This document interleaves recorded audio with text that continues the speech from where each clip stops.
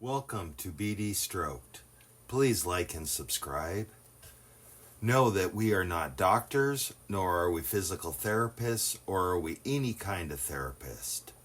I had a stroke in August of 2019, and we have spent since then in recovery. This is our story of recovery. Thanks for watching. Remember, it's for your health. All right, we didn't know where to start next, so I'm going to start here because I believe that this can cross over to so many different things that would be affecting you.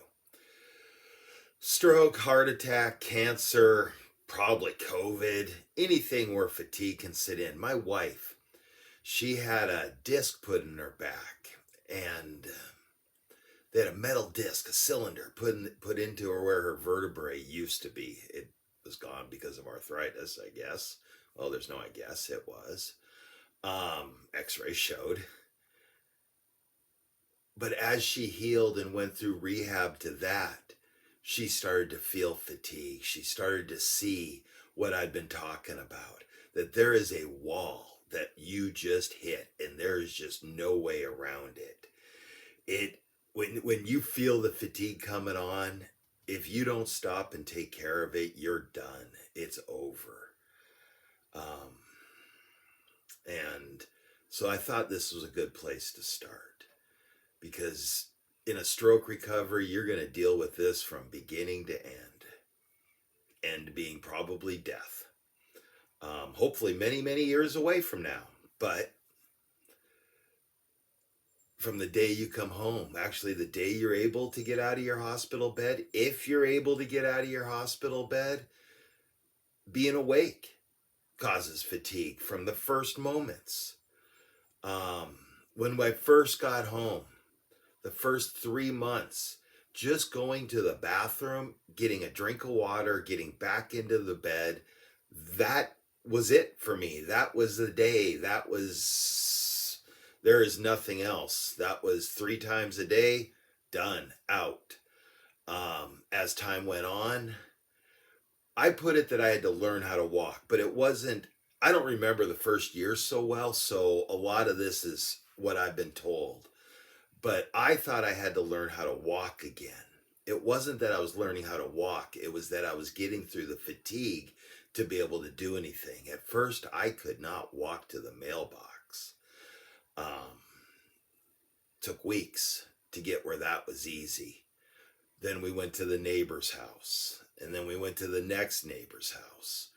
And after 3, 4 months, we were going up and around the block. And when my recovery hit a year and a half, I started to be able to walk further and further and further. And that's how I did for my recovery, is I walked. And because most of this recovery was done with, there was physical ailments, but the majority of them were done with my the mental part of this. And when I would walk, I could get them out. I could think. I could get my head to be clear. And that was the big part of it. But then I realized that the fatigue of I'd go for a walk, I'd get back and I'd sleep. And I'd sleep for like an hour. Well, then I started to walk further.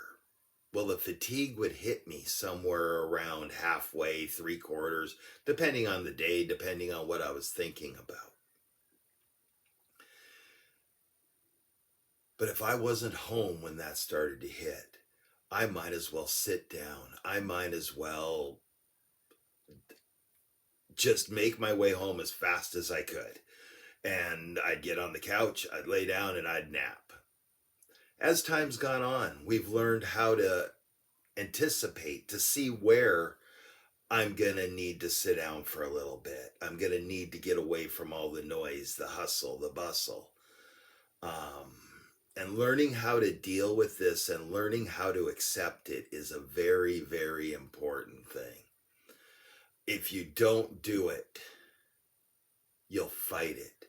And if you fight the wall, and I'm calling that fatigue, and that's the end game, that's you're over, you're done, you can't think straight, you can't do anything. Well, then it's a dangerous trail downhill. If you're that tired, how do you fight off the panic attacks? How do you fight off the anxiety? How do you fight off the depression? Because with anxiety and panic comes depression. And what do you do with that?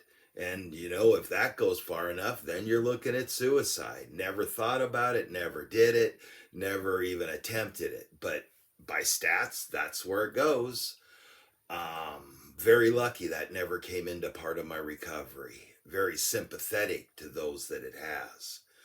Um, it's a tricky road to walk through that depression, and wishing and praying everybody the best. But let's get back to fatigue. Number one, I'm just going to talk for me. If I tried to fight it, end story, I lose. Learn how to find where it is, learn how to get ready for it, learn when to rest, learn how to deal with everything. That would be the best advice that I could give. Hey everyone, Brent wanted me to chime in on this video topic of fatigue because how he remembers it is going to be different to how I remember it, especially the first year since he doesn't remember a whole lot. But what fatigue meant the first year for him was he was asleep by 6:37 every night, and he'd probably be asleep until at least 10 the next morning. I'd have gone to work already by then, and he would get up, and as he stated, it was all he could do to do some minimal tasks, and then he would take a couple naps throughout the day that could be an hour to 2 hours long. He also talked about the wall. What is the wall? The wall is literally a wall. It is a big blank slate that is coming at you. You can see it coming at you. We would say to each other, wall, and we knew what that meant. What that meant was you're sitting down and you're probably taking a nap for at least an hour. There's no getting around this wall. There's no getting over this wall. It is your brain telling you it's time to stop. We're not doing anything else. We're stopping. When he was learning to re-walk, so to speak, and it was the fatigue, he did say that, first it was up to the mailbox and then to the neighbor's house, and then down the street. And he would get so frustrated at himself because he didn't think it was good enough, or it was far enough, or it was sad that that's all the farther he could walk. He was forgetting that the little steps were going to make the bigger steps. And I think part of that does fit into depression. I honestly do think he did have depression during some of that, because for him it was such a struggle just to do something that most people wouldn't even think twice about doing. They wouldn't think twice about walking down to the neighbor's house. They wouldn't think twice about going to the grocery store. For us, especially that first year, going to the grocery store was a big event. We actually had to plan around it, because him being out of the house for about an hour would mean coming home and probably taking a 2-hour nap. If we had the kids visit, or we went to his folks' house, or anything like that where he really had to think and try and participate in conversations, he'd recover for a day or two afterwards. And a couple of days leading up to it, he'd plan on doing pretty much nothing, because the brain can only handle so much when it's trying to relearn things. And with that fatigue that would come in, just thinking of everyday things that people don't notice would cause brain fatigue. Did he remember to flip the laundry? Did he turn the stove off? Did a doctor call that he needed to remember to tell me? These are things that you and I would probably not think twice about, but for him, it would cause the fatigue and just shut things down. So those are the things that when he says the wall and the fatigue, those are the type of things that we struggled with. And we still do today. But it's less because we've learned how to work with the fatigue versus fight the fatigue. We've learned how to plan around it, knowing this type of an event is going to require this type of recovery, or this type of event doesn't recover, you need recovery. So it's not something you can fight, but it is something that you need to learn to work with.